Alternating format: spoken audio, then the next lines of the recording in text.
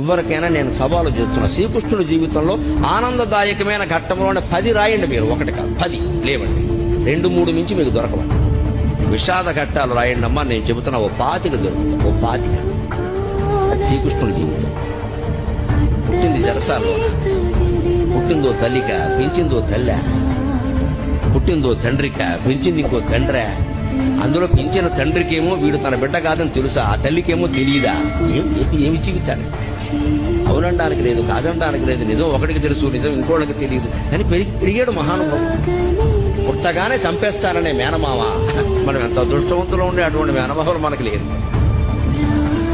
పుట్టని చంపేస్తారనే మేనమామ కత్తెట్టు కూర్చున్నాడు ఆ జైలు దగ్గర. అదే ఆ శ్రీకృష్ణుడి జీవితం. సార పురుషుడు అంటున్నారు కదా, మరి ఇంత భయంకరమైన జీవితంలో కూడా భగవతత్వాన్ని వ్యక్తం చేసిన మహానుభావుడు శ్రీకృష్ణుడు. కృష్ణం ముందే జగత్.